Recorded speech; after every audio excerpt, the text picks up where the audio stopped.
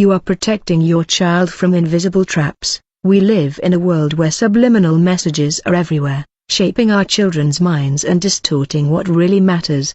But how can you protect yourself? I searched for answers in hell. Yes, in hell, a place where souls are lost, consumed by lies that began invisibly and subtly but grew to take over their lives. The devil uses subliminal messages to steal the souls of our children. He is cunning. Don't fall into his clutches. Subscribe to our channel and download our ebook, The 10 Great Sins That Lead to Hell. More than 1 million people have changed their lives with this knowledge. The link is in the first pinned comment. Units are limited, so download it now and don't miss this opportunity. Don't fall into the enemy's traps anymore. I am Carlos, an ordinary man, a dedicated father, but also someone who never imagined that his life would be dragged into something so dark, something beyond his understanding. My son, Lucas, was always a happy, curious boy full of energy and life, but in recent months, something changed. He became different. In a subtle but profound way. He used to love playing with his friends, but now he spent hours and hours in front of screens, computers, cell phones, and televisions. At first, I thought it was a phase, but I soon realized it was something more. His behavior changed. He lost interest in his studies and played with other children, for the simple pleasure of running and playing soccer. His grades began to drop, and he locked himself away in a world where no one seemed more important than the influences he followed. I tried to talk to him and explain the importance of learning to break out of that bubble, but he ignored me. All he wanted to do was stay home consuming that content. He didn't understand what was happening. It was as if something invisible had taken over his mind. It seemed like a distant, anxious emptiness, as if his soul was being pulled away from me, as if he were falling into a digital abyss that consumed him from within. It was in a moment of absolute despair when I prayed, crying out to God with all my being to show me what was happening to my son. I knew evil had infiltrated his life, but I didn't know where it came from or what it was. It was in that intense prayer, in that moment of faith, when something extraordinary happened. I felt a deep sleep and fell asleep instantly. I was transported to a place I never imagined. It wasn't a simple nightmare, it was something real, something I could feel, see, and touch. I was in hell. Before I continue, I want to remind you not to fall into the enemy's traps. I was in hell, but not the hell most people imagine, with only fire and flames. No, what I saw was much worse. The hell I saw was full of fire, yes, but also of distortion and suffering. The ground was burning, the flames dancing, creating a suffocating heat. The air was thick, heavy, and the feeling of anguish was oppressive. I could barely breathe. I saw demons, grotesque and deformed beings with eyes full of fury walking through the flames. Some had twisted human bodies, others moved like shadows with sharp claws and macabre smiles. They were manipulating souls, forcing them to live endless agony. But what shocked me most was what I saw next. These demons were controlling devices, televisions, computers, cell phones, the same devices my son used, but they're in hell. These devices were distorted and deformed, as if they had a life of their own, feeding off the souls of those who used them. The subliminal messages were woven by these demons with macabre precision. I saw images of children being influenced, their minds poisoned with the idea of consuming, of wanting more and more, without realizing that they were being consumed from within by the pacts made by big brands, to attract children and guarantee their success. They were sent to hell, where cunning demons prepared traps to manipulate young people. Something terrible happened. Pacts with the devil really do exist. They sell their souls for money and success. At that moment, I understood that what my son was experiencing was not just a common phase. He was being affected by demonic messages implanted through those devices. These were tools used to corrupt children's souls, distancing them from the truth and distancing them from God. I saw that the origin of these messages was not just advertising or market influence, but something much deeper, something evil, coming directly from hell. Then, a deep and sinister voice echoed around me. Now you see, Carlos, this is the true origin of the evil that your son and so many other young souls face. The messages that seem harmless, the ones that attract them, are seeds planted by us here in the depths of hell. Souls are created and spread, draining God's light from them. I knew I was receiving a vision from God, a revelation about the origin of what was affecting my son. He wasn't just a spectator, he was a living witness to what was happening in the shadows, where the forces of evil manipulated the minds of children, drawing them away from the true light. The sight of Anna moved me deeply, like a direct blow to the soul. She was lost in hell, a tormented soul. Her empty eyes reflected the despair of a life consumed by the incessant desire for more. When Anna was alive, she was a woman dominated by a growing obsession with material things. What seemed like a simple attraction to advertising transformed into a prison that destroyed her life, and now she saw the result of that empty pursuit since her childhood. Anna was fed by the lie of consumerism. At first, it was the illusion of the toys and products that appeared in commercials, promising instant happiness and satisfaction. But that wasn't just a child's game, it was there that the first seed of desire was planted. Without realizing it, she began to associate happiness with external things, believing that to be happy, she needed to have what was being sold. With each new purchase, a false sense of agency filled her momentary emptiness. But soon that emptiness returned, deeper and deeper. I watched her grow, always looking for the next thing, whether it was an item of clothing, a new cell phone, or expensive makeup. The years passed, but the obsession never diminished. On the contrary, it only increased. She spent what she didn't have, she went into debt, but she kept searching for something that would make her feel complete.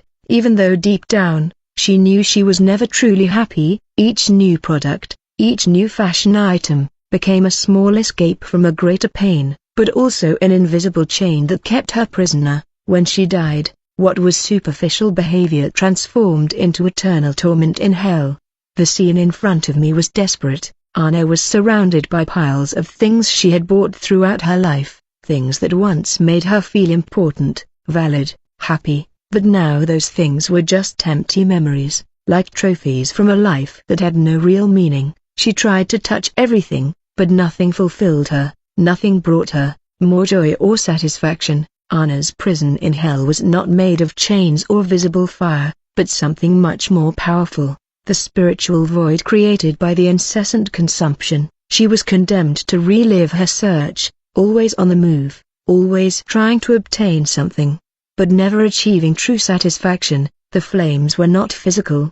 The true fire that consumed her was the despair of never having found what she was seeking, the sensation that something was always missing, something was always out of reach. The demons were behind everything, manipulating her emotions, feeding her desire to have more, to be more, creating the false promise that happiness lay in what she possessed. But Anna didn't know that instead of fulfilling her, those things were distorting her, distancing her from everything that truly mattered. She was so obsessed with having that she couldn't realize her soul was being consumed in hell. Now she was aware of her failure, the devastating mistake she made by allowing consumerism to control her, and that perception only increased her suffering. Anna could no longer escape that desperate search. Every time she touched an object, it fell apart as if it were nothing. She ran after more, always wanting the next product, the next sensation, but she could never find peace. The pain she felt wasn't from a material loss,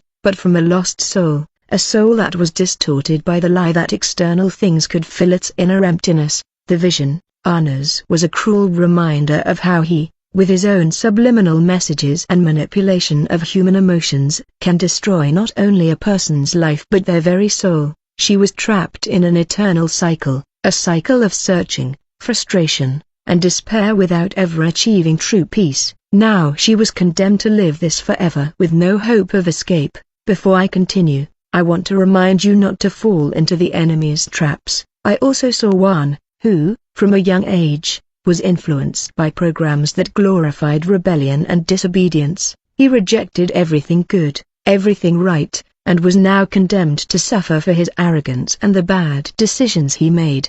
He was trapped, condemned by rebellion, which had been fueled by the media and eternal influences. The vision of one was even more painful and distressing. He was in a hell, but unlike Anna, whose prison was fueled by consumerism. His came from rebellion and disobedience. What I witnessed was a soul tortured not by the material goods he desired to achieve, but by his rejection of the truth and obedience to God, something that had been planted in him since he was young. Juan was seduced by the subliminal messages of the culture of disobedience and rebellion. As a child, he was always influenced by television programs, movies, and even video games that glorified disobedience. He saw heroes rebelling against their parents, teachers, rules, and authorities, as if true freedom consisted of not having any kind of restriction or responsibility. He grew up absorbing the idea that being free meant having no limits and that everything others said or did was an impediment to his true happiness.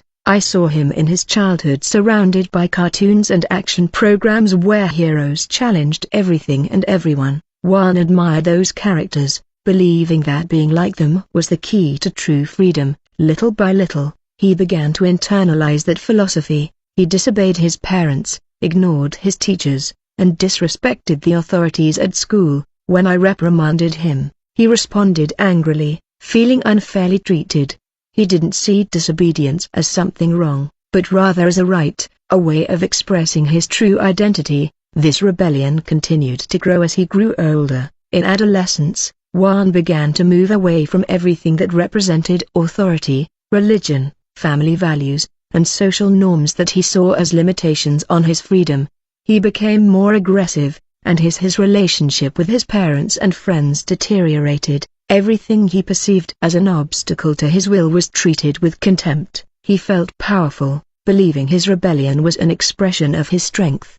But what he didn't understand was that this rebellion was being fueled by forces he didn't see, demonic forces that controlled his perception of freedom. Evil didn't come only from his own will, but from the manipulation he suffered through the subliminal messages that infiltrated his mind, telling him that everything imposed on him was an obstacle he must break. It was this spirit of rebellion that led him to destruction in his youth. Juan followed the path of self-sufficiency and the denial of God. By the time he reached adulthood, he was completely removed from faith, living in a cycle of complacency, pride, and arrogance. He believed he had all the answers, that his rebellion made him superior, but the truth was different. He sank deeper and deeper into darkness, ignoring all the warnings around him. Juan died young in an accident caused by his own recklessness. He was driving irresponsibly, disregarding the consequences, trusting only in his own strength and abilities, disregarding the limits established for his safety. When the impact occurred, he had no time to reflect on his choices, and when his soul was taken to hell, it was there that his true storm in hell began. Juan was not greeted by flames and physical pain, as many imagine. The true pain he experienced did not come from the fire that burned him, but from the guilt of having rejected the truth and wisdom that were always before him. He was trapped, but in a psychological and emotional way, in a mental hell reflected in his own rebellion.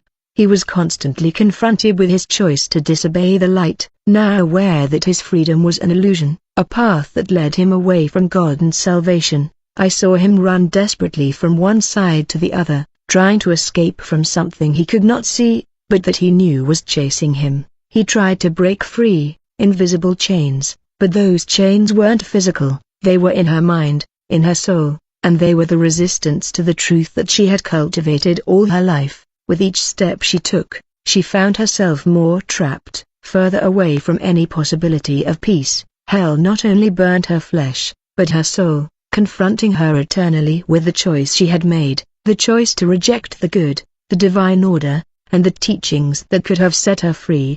The vision of Sophia was one of the most painful and tragic I witnessed in hell. She was there, an empty, tortured soul trapped in a cycle of insecurity that completely consumed her. When Sophia was alive, she was a woman who never felt enough since she was a child. She was bombarded by the media, society, and unattainable aesthetic standards, which made her live with the constant feeling that something was missing inside her. But what I saw in that dark place wasn't just a lost soul, it was the total distortion of what she should have been since she was young. Sophia was immersed in a world that valued appearance above all else. Beauty product commercials, fashion magazines, perfect images of celebrities. All of this infiltrated her mind, teaching her that happiness and acceptance could only be achieved through a flawless physical appearance. Every image she saw seemed to reinforce the idea that her true identity lay in her appearance, not in who she really was. She couldn't understand that true beauty came from within, but instead, she was led to believe that the body was the only thing that, as Sophia grew up, gave herself over more and more to the obsession with a perfect body. Restrictive diets, plastic surgeries, and cosmetic treatments. She did everything to achieve the perfection promised in every commercial, in every image of the ideal woman. But what wasn't all she knew was that by trying to become the perfect woman, she was losing herself. She was not only destroying her body but her soul as well. The insecurity never left her alone. She never felt pretty enough, thin enough, or young enough. The emptiness she felt grew as she tried to fill it with more and more procedures and products, but deep down, she knew none of it was real. She knew she was searching for something she could never find in a beauty cream or plastic surgery. Nothing fulfilled her, and with each frustrated attempt to achieve perfection, she felt herself sinking deeper and deeper into an endless abyss. When Sophia died, the tragedy of her life was reflected in hell, in an even crueler way. I saw Sophia in that place surrounded by mirrors, but those mirrors didn't reflect her outward appearance. Instead, the mirrors showed the true fragility of her soul, the deep pain she carried inside. She looked at herself and saw a distorted version of who she had always tried to be. The reflection in the mirror was not a beautiful woman, but an empty woman, a woman who she never found peace with her own image. And now in hell, the distortion became even more horrible. She was being tormented by her own insecurity. Hell wasn't just a matter of physical fire for Sophia. Hell was a psychological prison, a prison built by an obsession with her appearance. She was surrounded by distorted images of herself, as if evil were using her own insecurity to create a reality of eternal suffering. Every time she tried to distance herself from the images, the distortions multiplied, as if hell were feeding her doubts, making the pain even more unbearable. Sophia ran from mirror to mirror but never managed to escape the distorted vision of herself. Her soul was trapped in a cycle of self-criticism and regret, doomed to relive her search for perfection and validation. She was trapped not only by the image society had imposed on her but by her own inability to accept who she truly was. The pain of not being enough consumed her. The idea that there was always something wrong with her, something imperfect, prevented her from seeing the true truth of her own dignity and worth. The fire that burned Sophia wasn't just physical but a spiritual fire, fueled by the guilt and shame she carried. She couldn't forgive herself for getting lost in her own insecurity, for allowing lies about her image and worth to take over her life. Every breath seemed like a cry of pain, not because of her death, but because of her lack of understanding that the truth lay not in her body but in her soul. Sophia was condemned to live eternally in a place of mental distortion where her own insecurity was her prison in hell. She understood too late that the physical perfection she so desired could never be the answer to the emptiness she felt, and now she was lost forever, trapped in a cycle of suffering, condemned for her relentless pursuit of something that could never bring her peace. While Sophia lost herself in her own suffering, trapped by the distortion of her image, something began to change in the air. The darkness that enveloped hell seemed to dissipate for a moment, and a soft, radiant light began to emerge on the horizon. I felt a powerful presence, a feeling of immeasurable peace and love intensified, and then I saw Jesus. His appearance was not that of an imposing man, but rather that of someone who radiated deep compassion and wisdom. He walked with a tranquility that, unlike the lost souls and demons around him, seemed to restore order where there had been chaos. He looked directly at me, his eyes full of love and understanding, as if he knew exactly what I was witnessing. He approached and, with a calm and authoritative voice, spoke, "Carlos, you are seeing the true essence of human suffering. Presence here is not only about the physical pain but about the souls that have subtly and gradually moved away from me, believing the lies the world offers." What happened to Anna Juan and Sophia was not an accident. It was not a simple wrong choice. They were manipulated by forces that act invisibly, seducing me from happiness, They were searching for something that can only be found in me, true peace, true beauty, true freedom.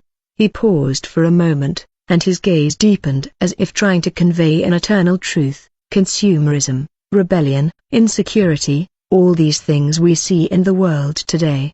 These traps are created to draw souls away from my love. People are searching in everything superficial for that which only I can offer, the truth about themselves, about the purpose of life, about the true meaning of happiness. I remained silent, deeply touched by Jesus' words, but at the same time, a sense of urgency began to take hold of me. He noticed and continued, the voice was even softer but firmer, Carlos, what you saw here is not the end, it is not just a vision meant to cause sadness. I am showing you this so that you understand the depth of the evil that exists in the world. You, as a father, now have a great responsibility. Your son, Lucas, is being attracted to those same comic strips. He is being affected by the messages that emerge everywhere in the media, in advertising, on social media, but you can change that. You can be the light that will guide him back to the right path. What you saw was a revelation of how evil works, but you must also see that hope and salvation are within me. I felt an indescribable peace when he said that, but also the heavy responsibility he was bestowing upon me. Jesus looked at me with compassion, and I knew that he was not accusing me but calling me to a mission. Salvation is not in avoiding suffering, but in showing people the path that leads to true life, in showing love, the truth, and the peace that only I can give, and you, Carlos, can help your son and others understand this. This is not just extended, his hand, as if inviting me to take a step forward. Wake up from this vision, Carlos, rise and take care of your son, alert those around you. It's not enough to merely perceive the traps, it's necessary to act, teach the truth, guide lost souls back to my heart. The moment he said these words, the vision began to fade. The light emanating from Jesus was fading away, but your presence was indelibly marked on my soul. I knew without a doubt that this experience was not just a revelation, but a calling. Hell, lost souls, the manipulation of evil, all of that was real, but there was hope and salvation. Jesus gave me the key to help my son and others escape the traps of the modern world. Before the vision completely disappeared, Jesus gave me a gentle smile, a smile full of love and patience, and said, "Go, Carlos.